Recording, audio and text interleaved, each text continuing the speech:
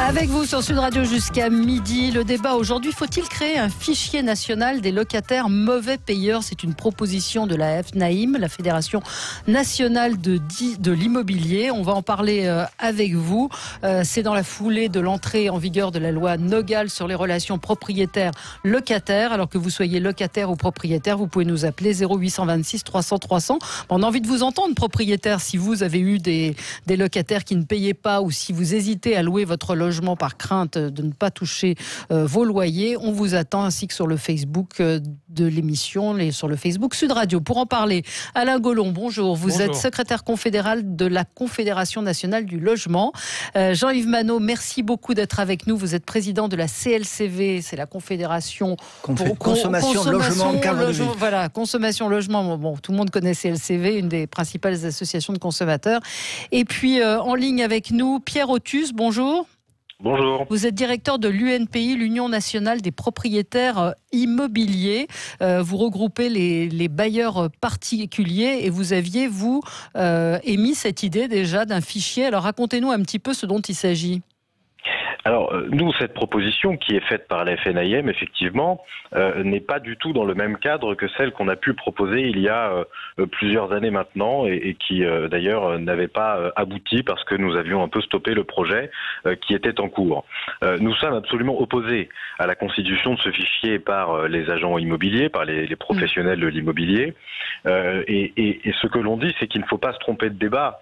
Ce fichier des locataires indélicats vient ensuite en conséquence de la création ou de la proposition, plutôt cette proposition de loi du député Michael Nogal qui vise à forcer entre guillemets les propriétaires et en conséquence d'ailleurs les locataires à passer par un agent immobilier pour mettre en location un bien, que ce soit par l'obligation de déposer le dépôt de garantie chez l'administrateur de biens, qui n'effectuera d'ailleurs pas l'état des lieux d'entrée ni l'état des lieux de sortie, mais aussi dans un mandat de gestion global, total, qui forcerait d'ailleurs le propriétaire indirectement à souscrire une assurance. Ouais. Et cette constitution d'un fichier des locataires indélicats, des mauvais payeurs, on peut l'appeler un peu comme on veut, c'est la conséquence du transfert de la responsabilité du paiement du loyer sur l'administrateur de biens, sur le professionnel de l'immobilier.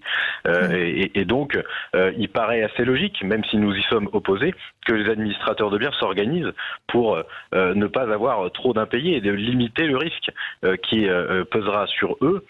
Et en réalité, ce risque aura un coût. Et le coût de gestion de ces impayés de loyer, des dégradations et des procédures éventuelles sera supporté soit par le propriétaire, soit par le locataire. Et donc la conséquence de tout cela, c'est un renchérissement du prix des locations et un moins bon accès au logement. Et nous militons, entre guillemets, pour que le logement soit plus accessible à tous et que les choses soient facilitées entre les propriétaires et les locataires. Évidemment. L'objectif de la loi est totalement passé à côté. Jean-Yves Manot. Écoutez, d'abord, je remercie ce monsieur de son intervention.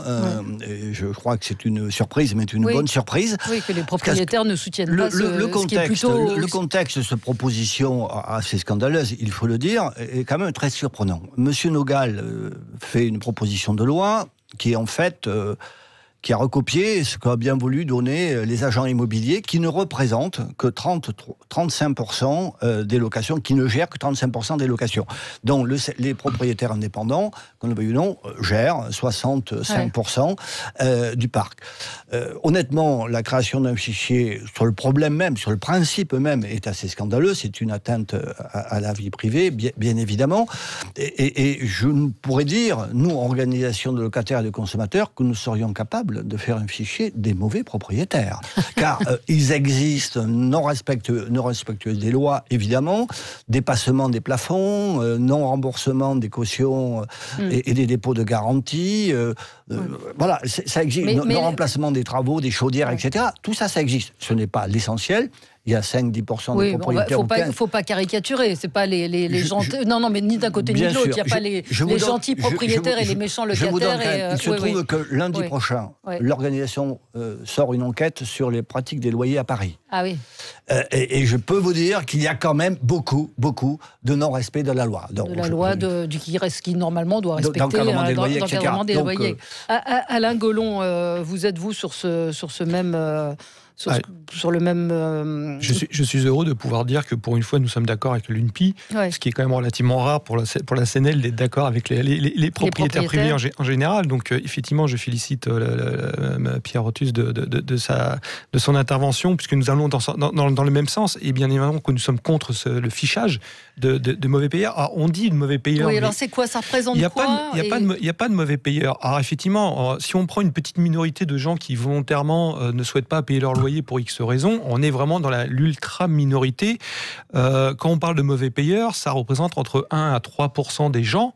Et encore, c'est pas des mauvais payeurs, c'est des gens qui, parce qu'ils ont eu un accident de la vie, il y a une précarisation de la vie. Je rappelle que les loyers, que les salaires n'augmentent pas des masses, que les loyers, eux, augmentent chaque année, que les APL ont tendance plutôt à baisser, et il y a un grand danger sur les APL. Je rappelle qu'il y a aussi un projet de loi qui va bientôt arriver sur le revenu universel d'activité qui met en cause les APL, ce qui veut dire qu'on est en train de précariser le parcours locatif des locataires, et du coup, on les amène de plus en plus à faire des choix, et le loyer n'est pas forcément le choix prioritaire. Donc effectivement, il peut y avoir un mois de loyer, 2 mois de loyer, 3 mois de loyer non payé, et on en fait des mauvais payeurs. Pourtant, je vais me faire l'avocat du diable, pourtant il y a, en tout cas pour ce qu'on peut lire, beaucoup de logements vacants, parce que des propriétaires ne veulent pas, ont peur de louer et d'avoir des impayés. Une des propositions du projet de loi de Nogal et de justement de mettre en place un système de protection des propriétaires via les agences immobilières. C'est une des propositions de Michael Nogal.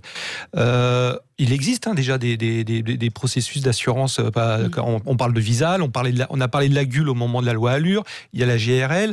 Il existe déjà des assurances, et les propriétaires privés peuvent souscrire ces assurances auprès d'assureurs pour se protéger contre les impayés. Donc ce système-là existe. Sauf que là, on est en train de le faire passer un basculement vers les agences immobilières. Les agences immobilières sont en train de donner un pouvoir immense à des agences immobilières. Et effectivement, comme Jean-Yves Mandaud l'a dit, elles sont loin d'être exemptes d'exemplarité sur le respect de l'encadrement de la loi. Le respect non seulement de l'encadrement de la loi, mais même sur les dépôts de garantie. On parle des dépôts de garantie, justement, la loi Nogal préconise effectivement que, à partir de maintenant, les agences immobilières pourront gérer le dépôt de garantie en lieu et place du propriétaire. Je rappelle Donc ça veut dire qu'en gros, les propriétaires vont se retrouver avec à devoir gérer eux-mêmes les... Non, mais justement, on reporte sur l'agence immobilière la gestion. Mais ce qui veut dire que l'agence immobilière va faire payer cette prestation déjà aux propriétaires. Deuxièmement, je rappelle que dans le rapport Nogal, à l'initiale, monsieur Nogal préconisait la création d'un organisme indépendant agréé pour pouvoir mutualiser les dépôts de garantie. Je rappelle que, pour le coup, nous, on le félicitait à ce moment-là, ce monsieur à la CNL, puisque nous avions préconisé, nous, déjà en amont, ce qu'on appelle une sécurité sociale du logement, où on proposait de mutualiser l'ensemble des dépôts de garantie sur une sorte de super livret A qui porterait un intérêt et qui permettrait de créer une caisse de solidarité qui permettrait justement de soulager autant le propriétaire par rapport aux impayés que le locataire par rapport à ses accidents de la vie. Donc je pense que des solutions, elles existent, mais certainement pas un fichage qui, je pense, est de mauvaise aloi par rapport à ce que propose la FNAIM, et surtout les propositions de la loi Nogal qui sont en deçà de ce que pourraient être les choses. Alors la FNAIM dit qu'elle a eu l'autorisation de la CNIL. Oui, j'attends de voir l'autorisation. C'est très surprenant. C'est très surprenant. Moi, je ne connais qu'un fichier Jean-Yves Manot qui est autorisé, c'est le fichier des incidents de paiement bancaire, qui est géré par la Banque de France, organisme d'État, et non pas par une structure privée qui peut diffuser éventuellement ce type d'information qui est une atteinte totale à la vie privée des gens. Donc honnêtement, le ministre, heureusement, M. Denormandie, s'est opposé à aller plus loin dans cette démarche-là. Honnêtement, si les choses doivent aller plus loin, la CLCV fera tout sur le plan juridique pour empêcher cette réalité. Alors on a un auditeur qui voulait réagir. Pierre, bonjour. Bonjour. Vous nous appelez de Toulouse. Tout à fait. Il y a 2 ans, il y a eu une commission en effet sur Toulouse qui a été préparé par En Marche sur l'immobilier. Et j'en faisais partie. Et nous avons justement évoqué plusieurs sujets, notamment le fichage de gens qui détruisent les appartements. Alors il y avait, parce que lorsque on parle de gens qui ne paient pas les loyers, il y a aussi ceux qui les détruisent. Et lorsque le monsieur est en train d'expliquer à l'instant qu'il n'y a que 2%, lorsqu'on compte le nombre de logements en France, 2%, je lui demande à combien ça correspond de logements. C'est énorme. Lorsque vous avez 1 million de gens qui roulent sans permis en France, ça correspond aussi à 3%. Donc c'est énorme. Il faut arrêter d'imaginer que ces 2%, c'est c'est peanuts. Ce que je dis, c'est que en effet, la somme devrait être versée chez des huissiers lorsqu'on parle de caution, que s'il y a un fichage, il faut en effet que ce soit l'huissier en l'occurrence, qui serait à la limite détenteur de ce fichier pour que les propriétaires puissent contrôler si la personne est solvable ou pas, sachant que dans ces gens qui ne paient pas les loyers, il y a énormément de récidivistes et cela provoque justement un encombrement dans les tribunaux et les gens en plus, donc du coup, ça ne rassure pas les propriétaires qui derrière préfèrent ne pas louer. Alors, idée reçue. C'est intolérable ce que j'entends. On ne peut pas considérer les locataires de ce point de vue-là. Je rappelle d'ailleurs qu'on engorge de moins en moins les tribunaux puisqu'il y a des commissions de conciliation départementales qui permettent de soulager justement les problématiques et qui sont souvent la plupart du temps résolues dans ces CDC sur justement les dépôts de garantie, les travaux ou les fameuses destructions de logements. On ne peut pas parler de ça, c'est intolérable. Sinon, moi, je suis prêt. On pourrait ficher tous les ministres ou tous les rapporteurs ministériels qui cachent leurs revenus aussi. Enfin, à un moment donné, il faut arrêter de stigmatiser des personnes.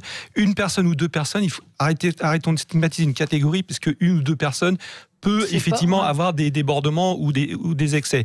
Je rappelle que les locataires, et on est bien placé pour le savoir, que les locataires ne sont pas en train de nous dire nous ne voulons pas payer de loyer, ils sont prêts à payer des loyers, ils sont prêts à payer des charges qui sont parfois exorbitantes, mais à partir du moment où effectivement ils vivent dans un logement décent et que les charges sont effectivement justifiées.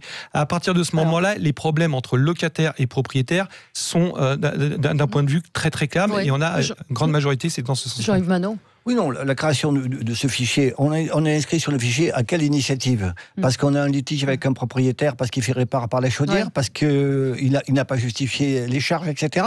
Non, honnêtement, tout ceci, c'est une idée scandaleuse, je le répète, et je dirais que plus loin, c'est une fabrique d'SDF.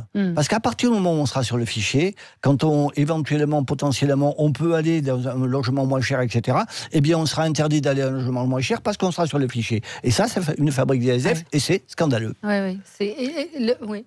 Non, j'allais dire, ça me fait penser un peu indirectement à ce qui se passe en Chine avec le crédit social. C'est-à-dire qu'à un moment donné, je me demande si on ne va pas commencer à dire on va mettre une musique spéciale à tous les gens qui sont en impayés sur leur téléphone, justement pour leur rendre honteux d'être dans la rue et les faire reconnaître. À un moment donné, il faut revenir à la raison, quoi.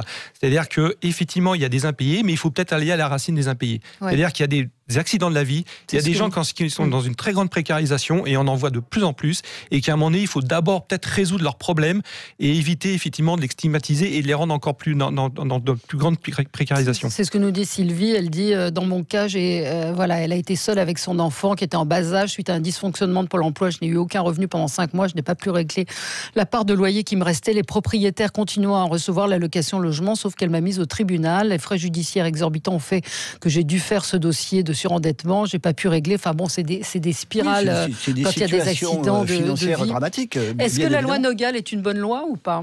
Écoutez, c'est une loi qui favorise les agents immobiliers. Je ne sais pas si ça sera un succès ou pas.